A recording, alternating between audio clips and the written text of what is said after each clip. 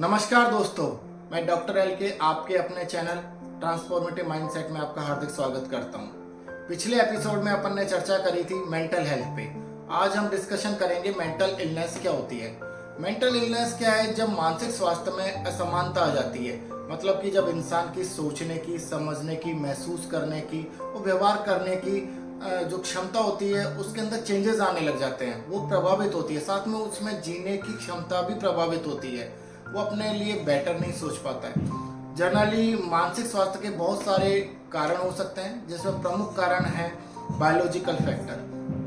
Biological factor में क्या होता है? केमिकल इम्बैलेंस होते हैं, जो कि अपने ब्रेन के अंदर केमिकल्स होते हैं, जिसमें स्पेशली सेरोटोनिन, डोपामिन, इनके अंदर लेवल चेंज हो जाता है, अप डाउन हो जाते हैं, उनमें इम्बैलेंस आ जाता है। एक होता है जेनेटिक फैक्टर्स। जेनेटिक फैक्टर्स में क्या होता है? कई बार एक जीन एक पीढ़ी से दूसरी पीढ़ी, मतलब एक हेरिडेटरी सिचुएशन चलती रहती है, ट्रांसफॉर्मेटिव होती जाती है डिजीज कंडीशन। कई बार क्या होता है, ये हेरिडेटरी नहीं होके जीन म्यूटेशन भी हो जाता है। एक होता है जनरली क्या होता है, फैमिली हिस्ट्री, जो मैंने अभी जस्ट आपको बताया, जेनेटिक वाली चीज है। और कई बार इंसान एक्सीडेंट की वजह से, ट्रॉमा की वजह से जो उसके ब्रेन के अंदर काफी चेंजेस आ जाते हैं। ये सारे रीजन प्रमुख हैं जो कि बायोलॉजिकल फैक्टर्स में आते हैं। सेकंड होता है साइकोलॉजिकल फैक्टर। साइकोलॉजिकल फैक्टर्स में बहुत सारे रीजन इम्पैक्ट डाल सकते हैं मानसिक स्वास्थ्य पे।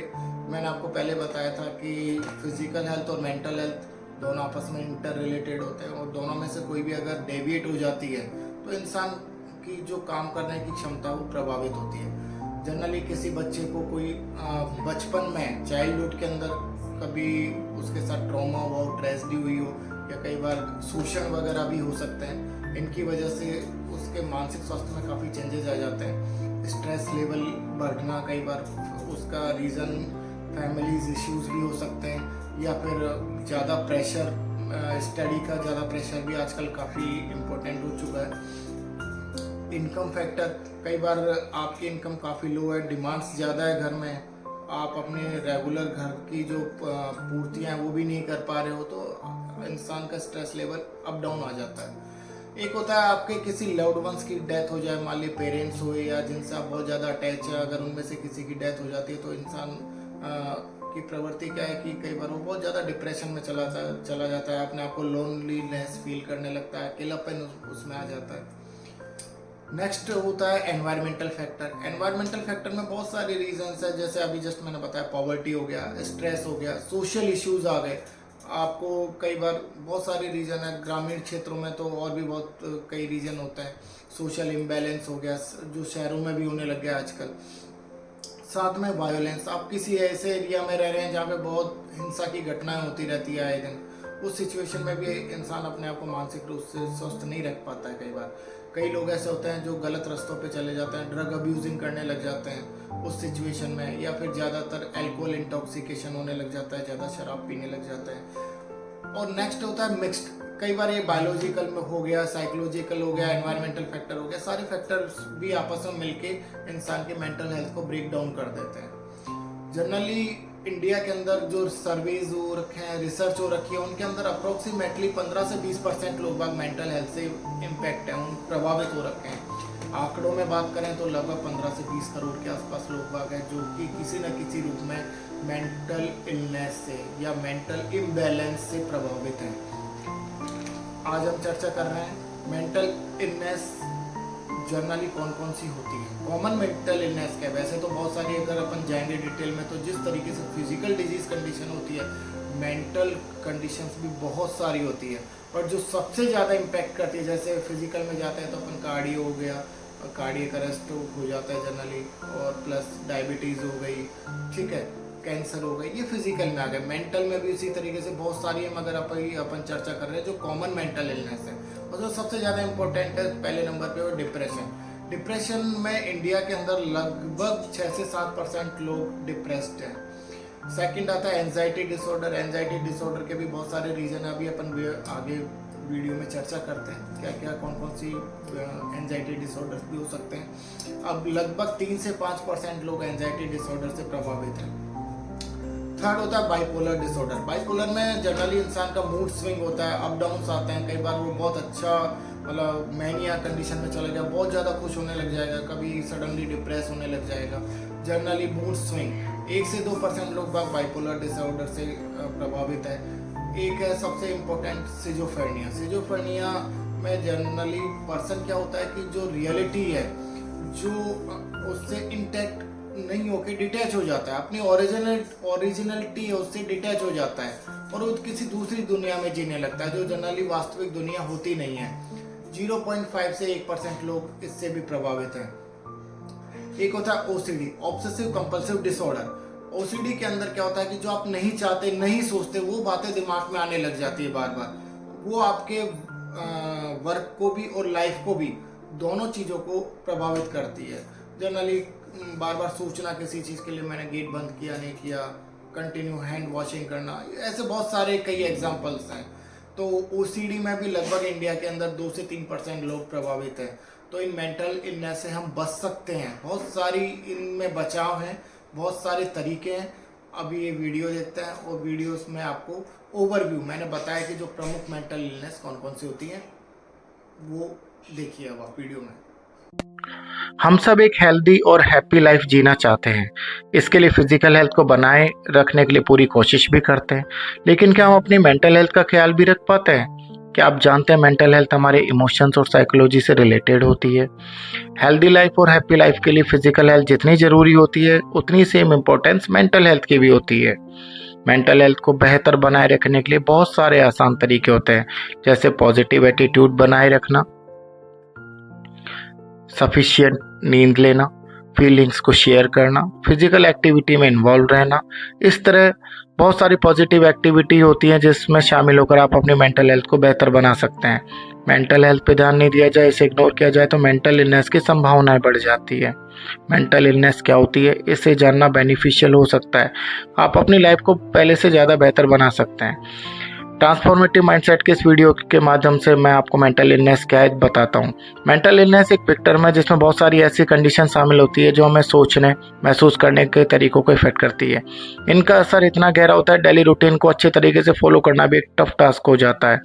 इस सिचुएशन में फैमिली मैनेज करना, ऑफिस वर्क, सोशल वर्क करने में प्रॉब्लम आती है। मेंटल इलनेस के बहुत सारे रीजन हो सकते हैं, जैसे कि genetics, environment, biology and daily habits. Mental illness को अच्छे से समझने के लिए इसके टाइप्स को जानना जरूरी है। वैसे मेंटल इलनेस के बहुत सारे टाइप्स होते हैं। वो मेंटल इलनेस किस किस तरीके से की हो सकती है, जिसमें प्रमुख हैं नंबर 1 एंजाइटी डिसऑर्डर। इस तरह की मेंटल इलनेस में किसी भी तरह की सिचुएशन में बहुत ज़्यादा डर लगने लगता है, हार्ट बीट भी इंक्रीज हो जाती है, बहुत ज़्यादा पसीना आने लगता है। एंजाइटी डिसऑर्डर में panic disorder, social anxiety disorder और स्पेसिफिक फोबिया प्रमुख है। अगर किसी पर्सन को बहुत ज्यादा एंजाइटी रहती है, यानी वह किसी सिचुएशन पर सही तरीके से रेस्पॉन्स नहीं दे पा रहा है और अपने रेस्पॉन्स को भी कंट्रोल नहीं कर पा रहा है, तो इस सिचुएशन में साइकियाट्रिस्ट से कंसल्ट करना जरूरी हो जाता है। नेक्स्ट डिसऑर्डर है मेजर डिप्रेसिव डिसऑर्डर। इस तरह के डिसऑर्डर में एक्सट्रीम सैडनेस फील होती है। ऐसे में पर्सन लो मूड और निराशा में डूब जाता है और कम से कम 2 वीक्स तक अपसेट और सैड रहता है। इस कंडीशन को क्लिनिकल डिप्रेशन भी कहा जाता है। इस डिसऑर्डर में डिप्रेशन इतना ज्यादा बढ़ जाता है उस व्यक्ति को सुसाइड करने का मन करता है और वह सुसाइड कमिट करने की कोशिश भी करता है। नेक्स्ट डिसऑर्डर है बाइपोलर डिसऑर्डर। कई बार आप भी मूड स्विंग फील करते होंगे, यानी कभी मन कुछ करने को कहता है तो कभी अचानक से कुछ और करने को कहता है। मूड में होने वाले फ्रीक्वेंट चेंजेस ही मूड स्विंग कहलाते हैं। अगर ये रेगुलर होने लगे तो ये मेंटल इलनेस का प्रमुख लक्षण हो सकता है। बाइपोलर डिसऑर्डर मूड स्विंग से रिलेटेड मेंटल इलनेस है, जिसमें बहुत ज्यादा मूड स्विंग होते हैं। कभी बहुत ज्यादा एनर्जेटिक फील होता है और कभी बहुत ज्यादा डिप्रेशन। ऐसे में किसी पर्सन के लिए एग्जैक्ट रिएक्ट करना और सही तरीके से सोचना बहुत मुश्किल हो जाता है।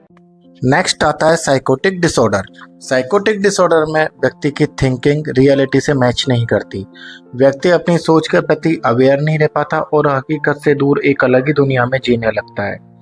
उस पर्सन को ऐसी इमेजेस और साउंड का एक्सपीरियंस होता है जो रियल में नहीं होते हैं। वो केवल भ्रम में होते हैं जिन्हें वह सच मान लेता है।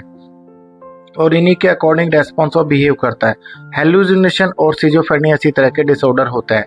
हेलुसिनेशन में व्यक्ति को ऐसी चीज़ें दिखाई सुनाई और फील कर होती हैं जो व्यक्ति ऐसी चीज़ों को स्मेल और टेस्ट भी करता है जो रियलिटी में होती नहीं है। सिजोफ्रेनिया डिसऑर्डर में व्यक्ति रियलिटी से अलग दुनिया को एक्सपीरियंस करने लगता है। ऐसी सिचुएशन में उस व्यक्ति का बिहेवियर डिसऑर्गेनाइज्ड हो जाता है और उसकी लाइफ की डेली एक्टिविटी डिस्टर्ब हो जाती है।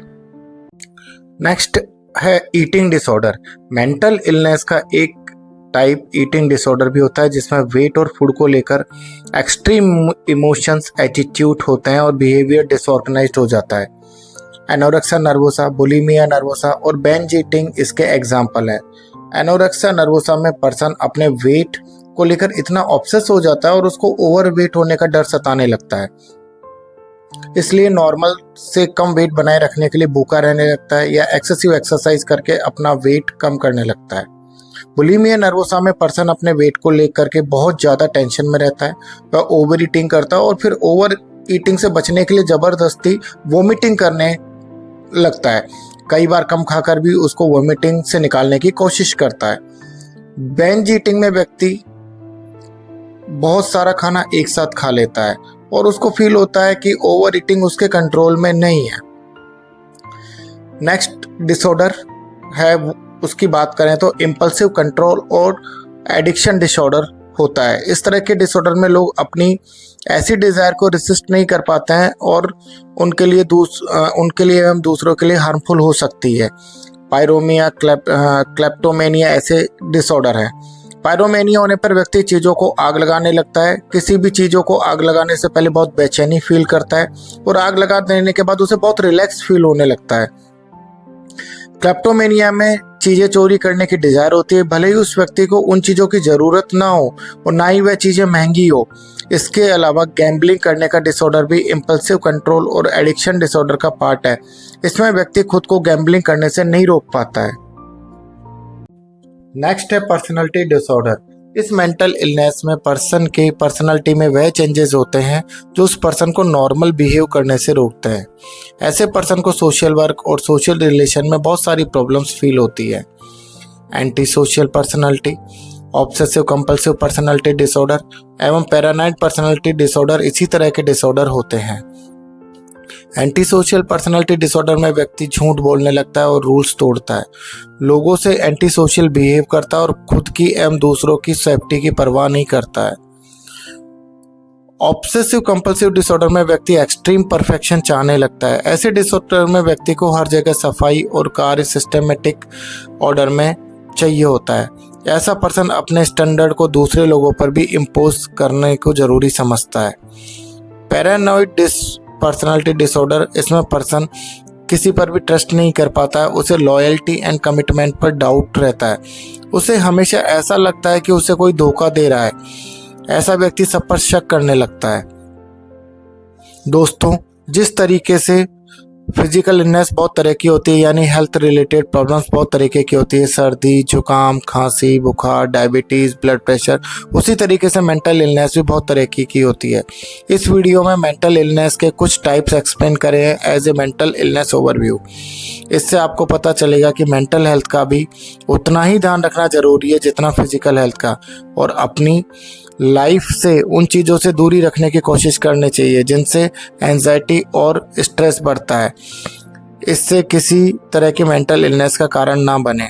अगर किसी भी रीज़न से किसी को मेंटल डिसऑर्डर हो भी जाए तो उसे शर्माने या घबराने की ज़रूरत नहीं है, क्योंकि जिस तरीके से physical health diabetes, anaemia deal कर सकते हैं, उसी तरीके से मेंटल डिसऑर्डर को भी ठीक कर सकते हैं। इसीलिए ऐसी सिचुएशन में साइकोथेरेपिस्ट एंड साइकेट्रिस्ट की मदद लेनी चाहिए ताकि सही समय पर हम मेंटल इलनेस को पहचान सकें और वक्त पर इलाज शुरू कर सकें और अपनी मेंटल हेल्थ को बेहतर बना सकें।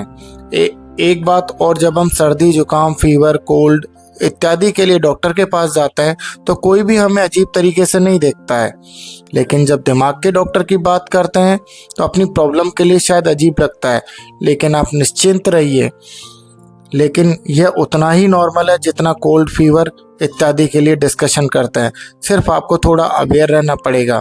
ऑनलाइन बहुत सारे डॉक्टर्स अवेलेबल है, ऑफलाइन डिस्कस भी कर सकते हैं, जो भी आपको तरीका ठीक लगता है।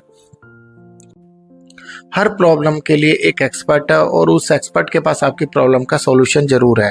ट्रांसफॉर्मेटिव माइंडसेट ये उम्मीद करता है कि यह वीडियो मेंटल इलनेस के प्रति अवेयर बनाने में मददगार साबित होगा और आप physically and mentally fit and fine बने रहेंगे।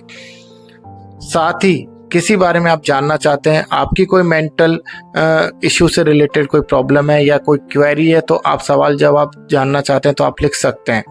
चैनल को सब्सक्राइब करें, लाइक करें, शेयर करें। धन्यवाद।